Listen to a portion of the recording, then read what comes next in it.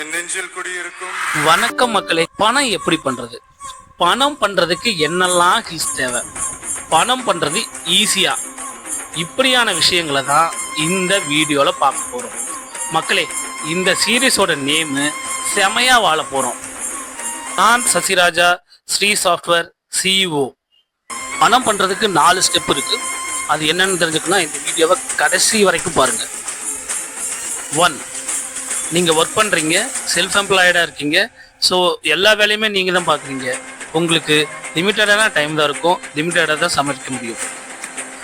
2, நீங்கள் ஒரு ஆண்டர்ப்ரனராக இருக்கீங்க, ஒரு ஸ்கேலபிளான பிஸ்னஸ் பண்ணுறீங்க அப்படின்னா இந்த கேட்டகரிக்குள்ளார வருவீங்க. 3, நீங்கள் ஒரு கோச், கன்சல்டண்ட்டாக இருக்கீங்க, இன்ஃபர்மேஷன் கொடுக்குறது கூட இருக்கீங்க, அதன் மூலமாக ஸ்கேல் பண்ண முடிஞ்சதுன்னா நீங்கள் 3rd கேட்டகரியில் வருவீங்க. நம்பர் 4, நீங்கள் பணத்தை வச்சு ஸ்கிரிப்டோலையோ அல்லது ட்ரேட்லேயோ XXX, XXX, 5X, 10X வந்து நீங்கள் இன்கம் பண்ணுறீங்கன்னா 4th கேட்டகரியில் வருவீங்க. யாரெல்லாம் க்ரோஸில் ஏர்ன் பண்ணணும், லேக்ஸில் ஏர்ன் பண்ணணும்? மேல், ஃபீமேலு, ஓல்டேஜில் இருக்கிறவங்க, ஸ்டூடெண்ட்ஸு, பிஸ்னஸ் பண்ணுறவங்க, டிஜிட்டல் மார்க்கெட்டிங் பண்ணுறவங்க. ஸோ யாருக்கெல்லாம் ஏர்ன் பண்ணணுங்கிற ஆசை இருக்கோ அவங்க எல்லாத்தாலையுமே 1 day 1 lakh ஏர்ன் பண்ண முடியும். வேர்ல்டு வைடு ஸ்கேல் பண்ணக்கூடிய ஒரு அப்ளிகேஷன் உங்களுக்கு கொடுத்தா, அந்த அப்ளிகேஷன் பெரிய பிராண்டாக இருந்தால், லோகோ அதில் இருந்தால், கஸ்டமரோட கான்டாக்ட் நம்பர் உங்களோடதா இருந்தால், இமெயில் உங்களுக்கு வரதா இருந்தால்,